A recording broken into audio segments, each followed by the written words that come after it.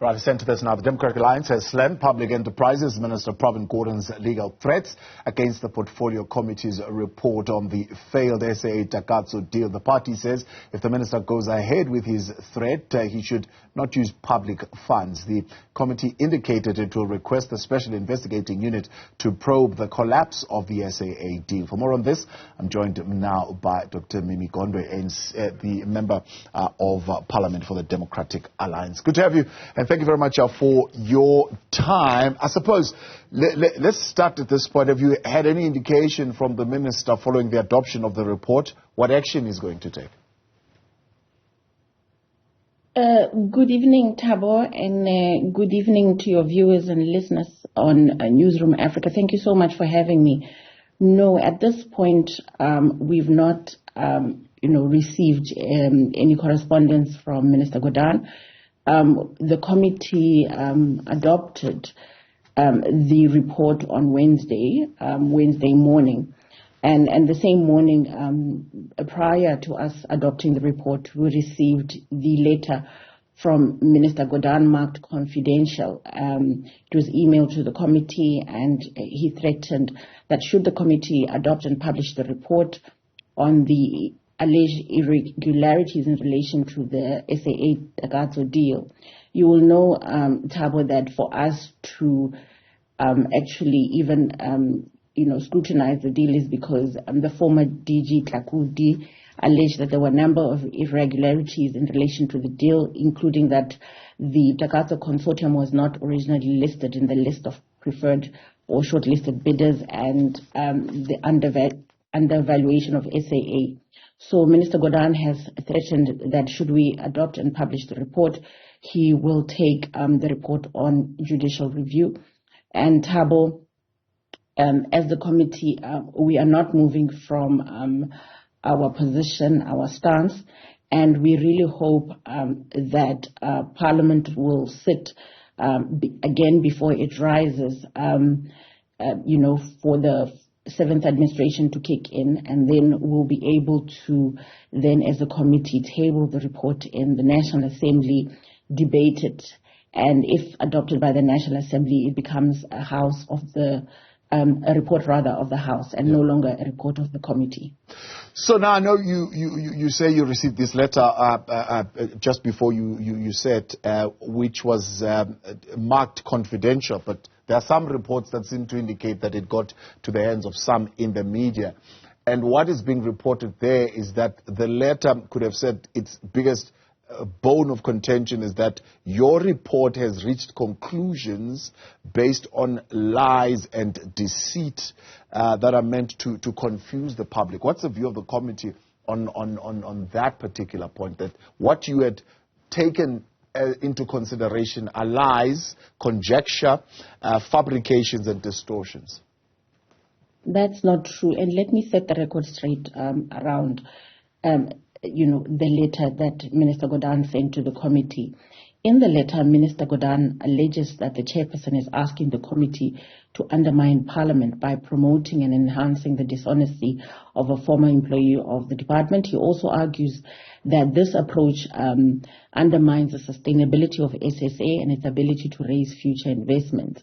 Minister Gordhan further accuses the committee of overreaching on the functions of the executive. So I'm not entirely sure by what he means when he says that we're overreaching on the functions of the executive. I'm assuming he's alluding to the fact that the SIU can only investigate a matter once the president has issued a proclamation authorizing that it investigates the matter. But that being said, Thabo, I don't think we're overreaching. Minister Gordhan and his department are accountable to the Portfolio Committee on Public Enterprises and not the other way around. You will know as well, Thabo, that for us to get sight of the documents pertaining to the transaction, it was a battle. We as a committee have wanted access to these documents since last year already, and Minister Gordhan has refused.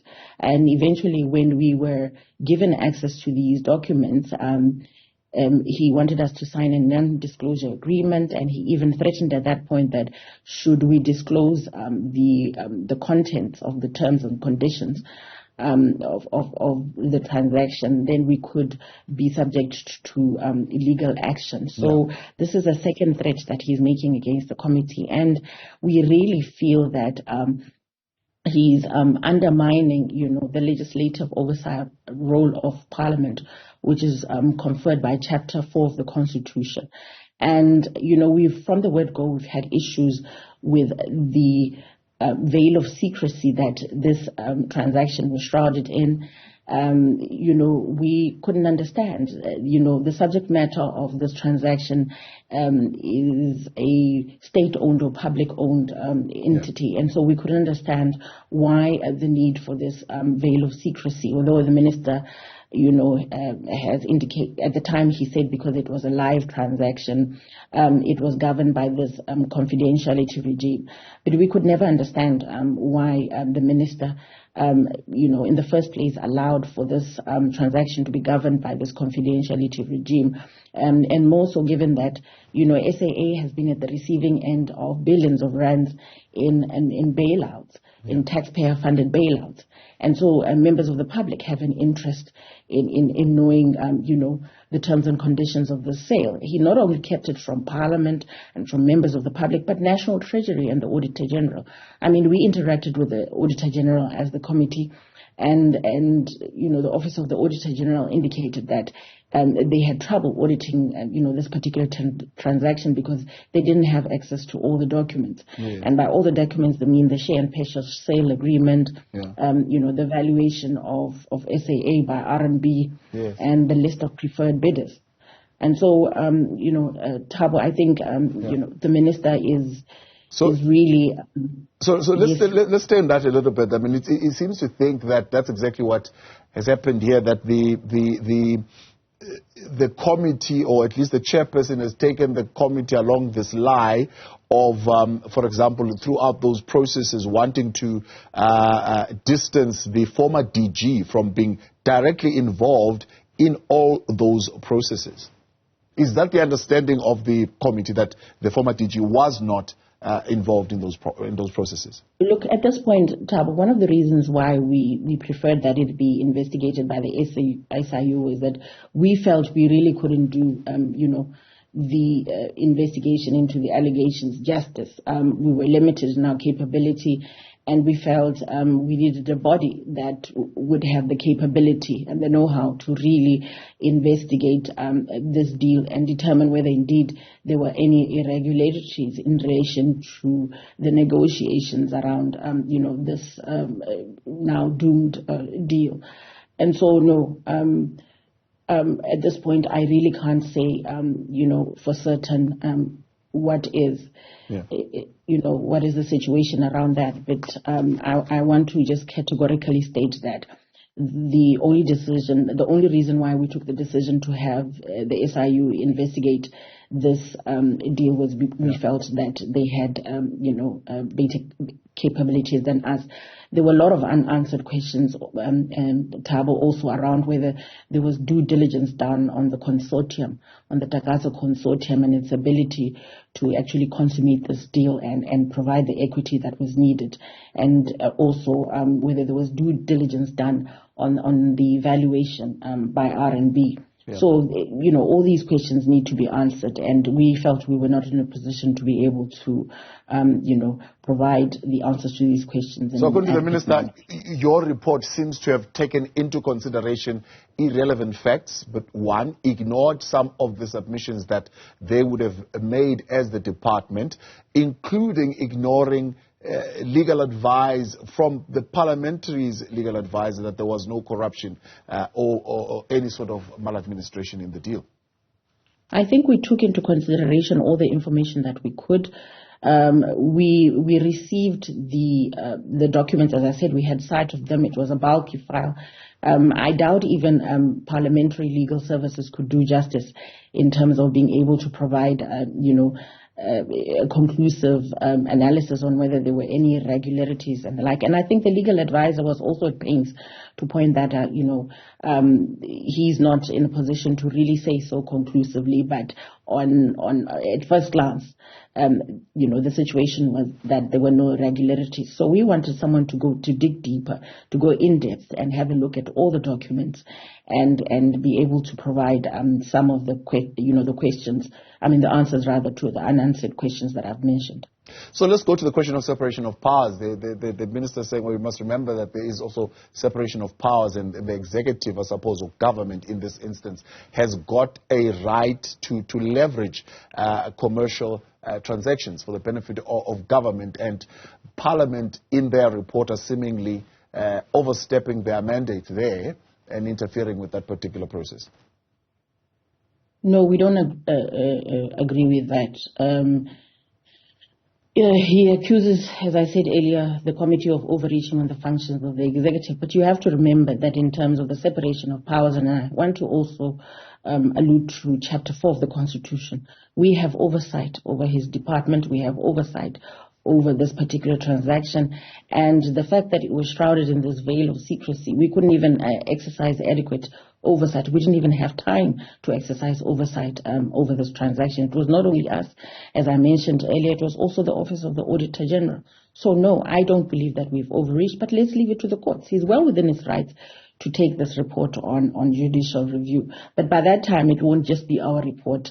I think it will also be a report of Parliament, because once we table it, in the NA, and it's adopted by the NA, it becomes a report of Parliament and not just of the committee, which I might add is also an extension of Parliament.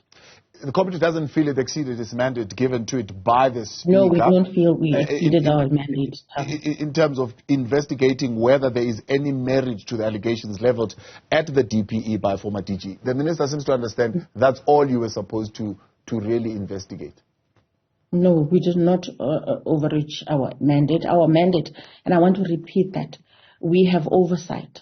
There's only one body that is the department and the minister are accountable to, and that is the Portfolio Committee on Public Enterprises.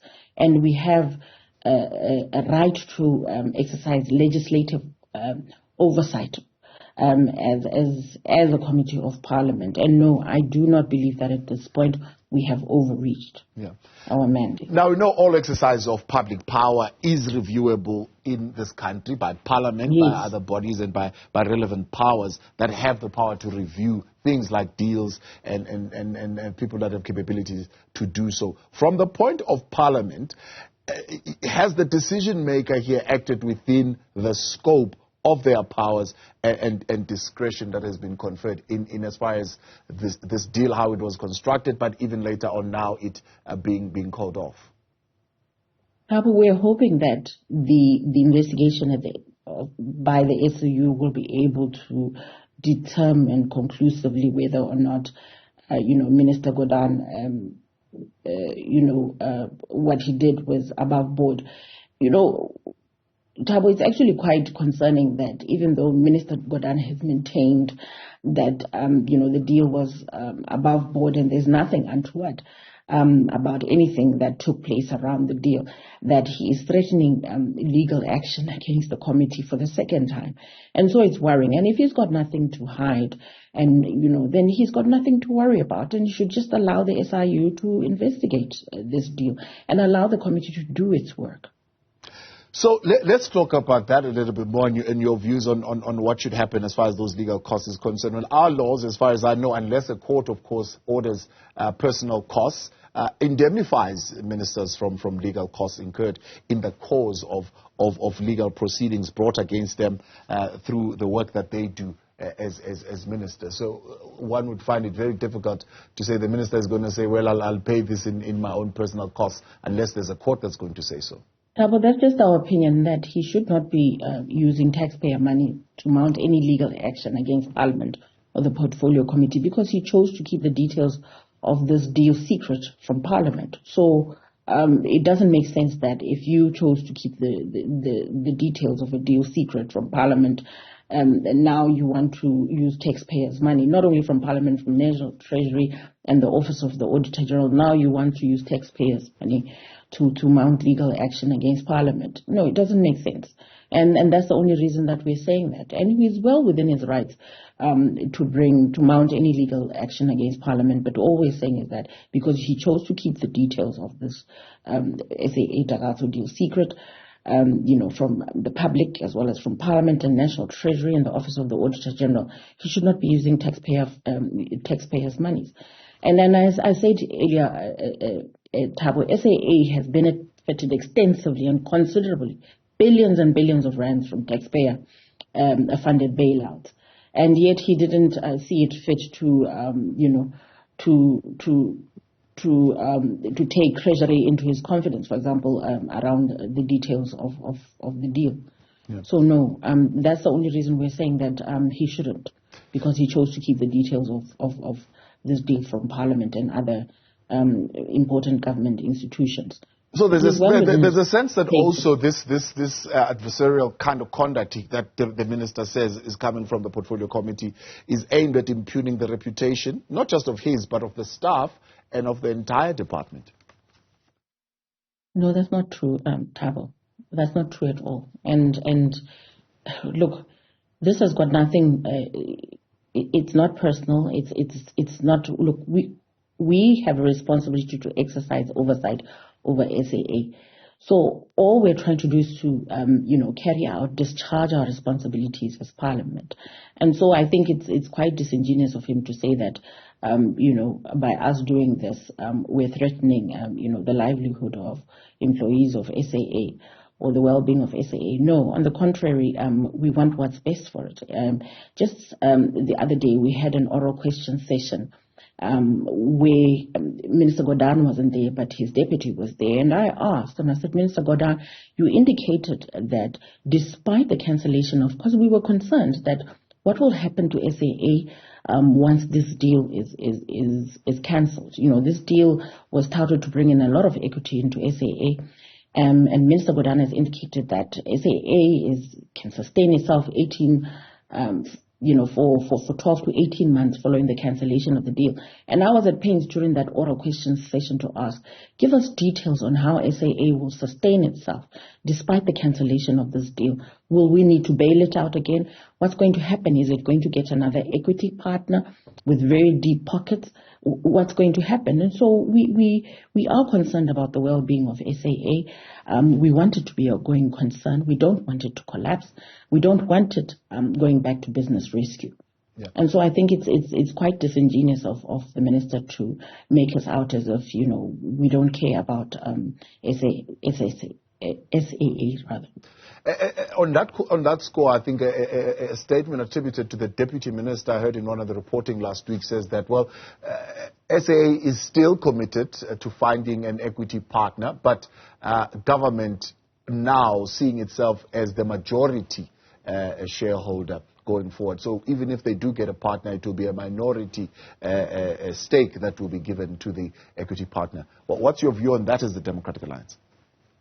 Look, we've always said we need to get, the private sector involved. We need to get private equity partners involved in assisting our SOEs, because we want them to be completely weaned off depending on bailouts. And we feel the private sector can play a role in terms of stabilizing our SOEs, be it financially or operationally.